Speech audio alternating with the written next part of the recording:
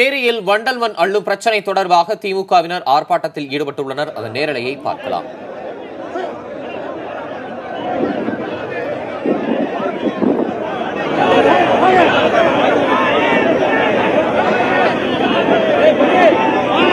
திமுகவினர் திடீர் சாலை மறியலில் ஈடுபட்டுள்ளனர். சேலம் குமணன் சாவடி பகுதியில் ஈடுபட்டிருக்கும் அந்த காட்சிகளை நாம் பார்த்துக் கொண்டிருக்கிறோம். கூடுதல் விவரங்களை நமது செய்தியாளர் மோகன்ராஜிடம் கேட்டறியலாம். மோகன்ராஜ், நேற்றைக்கே ஏரியில வண்டல் மண் அள்ளும் பிரச்சனை தொடர்பாக திமுகவினர் நேற்று மாலை போராட்டத்தில் ஈடுபட்டாங்க. அது குறித்த செய்திகளையும் வழங்குனீங்க. இன்னைக்கும் அவங்க ஆர்ப்பாட்டத்தில் ஈடுபட்டிருக்காங்க. அங்க களச்சூழல் என்ன?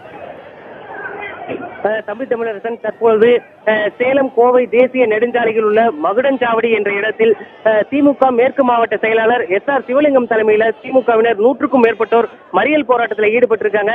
குறிப்பா இதன் காரணமாக இந்த பகுதியில கடுமையான போக்குவரத்து பாதிக்கப்பட்டிருக்கு. சேலம் கோவை தேசிய நெடுஞ்சாலையானது எப்போதுமே அதிக வாகனங்கள் சென்று வரக்கூடிய ஒரு முக்கிய சாலையாக கருதப்படுகிறது. அந்த சாலையில் தற்பொழுது திமுகவினர் நடத்தி வரும் மறியல் போராட்டம் காரணமாக போக்குவரத்து பெருமளவில் பாதிக்கப்பட்டிருக்கு. இவங்க திமுகவினரோட போராட்டத்துக்கு முக்கிய காரணம் ஏற்கனவே குறிப்பிட்டது போல சேலம் எடப்பாடி சட்டமன்ற தொகுதிக்கு உட்பட்ட கச்சிராபாளையம் பகுதியில் உள்ள ஏரியை கடந்த மாதம் திமுகவினர் தூர்வாரியிற்கு சீரமைச்சிருக்காங்க. இதற்காக வருவாய்த்துறை மாவட்ட நிர்வாகத்திடமும் மாவட்ட வருவாய்த்துறை அலுவலரிடமும் நேரடியாக அனுமதி கேட்டும் கிடைக்கவில்லை அப்படிங்கிறது அவங்களோட குற்றச்சாட்டா இருந்தது. இந்த சூழ்நிலையில நாளைக்கு சேலம் வர இருக்க திமுக செயல் தலைவர் ஸ்டாலின் கச்சிராபாளையம் ஏரி திமுகவினரால் சீரமைக்கப்பட்டுள்ள கச்சிராபாளையம் ஏரியை சென்று பார்வையிட இருந்தாரு.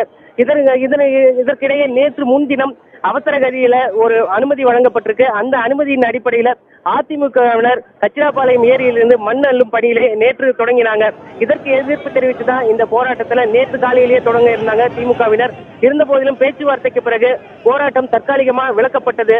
இன்று மீண்டும் மண் அள்ளும் பணியை அங்க தொடங்கி இருக்கிறதுனால தொடர்ச்சியாக திமுகவினர் சேலம் மாவட்டத்தின் பல்வேறு பகுதிகளில் இது போன்ற போராட்டத்தில் ஈடுபட்டு இருக்காங்க. குறிப்பா தற்பொழுது நம்ம பார்த்துட்டு இருக்கிறது மகுடஞ்சாவடி பகுதியில திமுகவினர் நடத்தி வரும் போராட்டமாகும். இதே போல கொண்டலாம்பட்டி பகுதியிலும் திமுகவினர் சாலை மறியல் போராட்டத்தில் ஈடுபட்டு இருக்காங்க. தம்பி தமிழரசன். மோகன்ராஜ், திமுகவினருடைய இந்த திடீர் சாலை மறியலால போக்குவரத்து பாதிக்கப்பட்டிருக்கதா குறிப்பிட்டிருந்தீங்க. இந்த திடீர் சாலை மறியலை முடிவுக்கு கொண்டு வர காவல்துறையினர் சார்பில் என்ன நடவடிக்கை எடுக்கப்பட்டிருக்கு?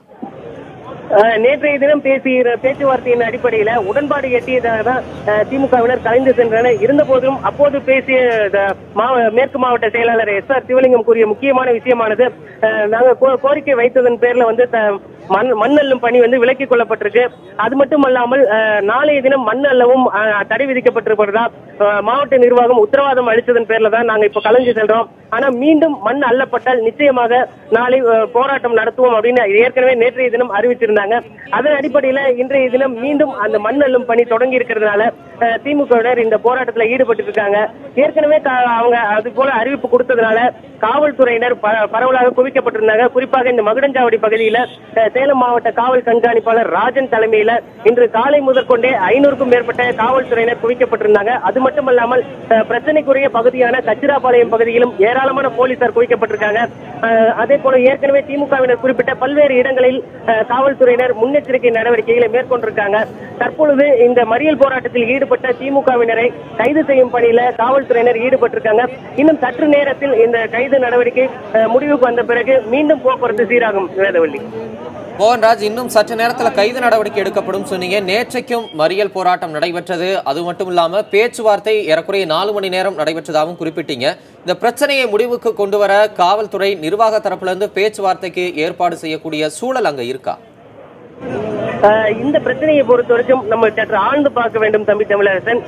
தற்பொழுது திமுகவினர் சீரமைச்சிருக்கும் இந்த கச்சிராபாளையம் ஏரியானது எடப்பாடி சட்டமன்ற தொகுதிக்கு உட்பட்ட பகுதியாகும். இந்த தொகுதியானது தமிழக முதலமைச்சரின் சொந்த தொகுதியாக கருதப்படுகிறது. எதிர்கட்சி தலைவராக இருக்கக்கூடிய திமுக செயல் தலைவர் MK ஸ்டாலின் அந்த எடப்பாடி தொகுதிக்கு தான் நாளைக்கு வரவிருந்தாங்க. அதை முடக்கும் விதமாகத்தான் இந்த நடவடிக்கையில அரசு உத்தரவின் பேரில் மாவட்ட நிர்வாகமும் காவல்துறையும் செயல்படுறதா ஏற்கனவே திமுகவினர் ஒரு குற்றச்சாட்டு குற்றச்சாட்டை முன் வச்சிருந்தாங்க. அந்த அடிப்படையில நாளைக்கு செயல் தலைவர் திமுக செயல் தலைவர் ஸ்டாலின் வரும்பொழுது இது போன்ற ஏதேனும் பிரச்சனை ஏற்பட்டு விடுமோ என்ற ஒரு சந்தேகத்தையும் திமுகவினர் எழுப்பியிருக்காங்க. இருந்த போதிலும் கூட எது போன்ற பிரச்சனைகள் நடந்தாலும் அரசியல் காழ்ப்புணர்ச்சி காரணமாக இது போன்ற முடக்கும் நடவடிக்கைகளில் காவல்துறையும் மாவட்ட நிர்வாகம் ஈடுபட்டாலும் நாளைய தினம் திமுக செயல் தலைவர் வருவது உறுதியாயிருக்கு அப்படின்னு சொல்லி திமுக வட்டாரத்தில் தெரிவிக்கப்பட்டிருக்கு. எனவே இந்த நடவடிக்கையை பொறுத்த வரைக்கும் கண்டிப்பாக திமுக செயல் தலைவர் அந்த பகுதிக்கு வரும்பொழுது எந்த பிரச்சனையும் இருக்கக்கூடாது, சட்டம் ஒழுங்கு பிரச்சனை ஏற்பட்டுவிடக் கூடாது அப்படிங்கிறதுல காவல்துறையும் முனைப்பு காட்டிட்டு இருக்காங்க. இதன் தொடர்ச்சியாக இப்ப கைது நடவடிக்கை இன்று மாலை இவர்கள் விடுவிக்கப்படலாம் என எதிர்பார்க்கப்படும் நிலையில அதற்கிடையே மாவட்ட நிர்வாகம் தலையிட்டு நிச்சயமாக இந்த பிரச்சனையை முடிவுக்கு கொண்டு வருவதற்கு ஏதேனும் ஏற்பாடுகள் செய்ய வேண்டும் அப்படிங்கிறதா ஒரு தற்போதைய நிலையாக இருக்கு. தம்பி தமிழரசன்.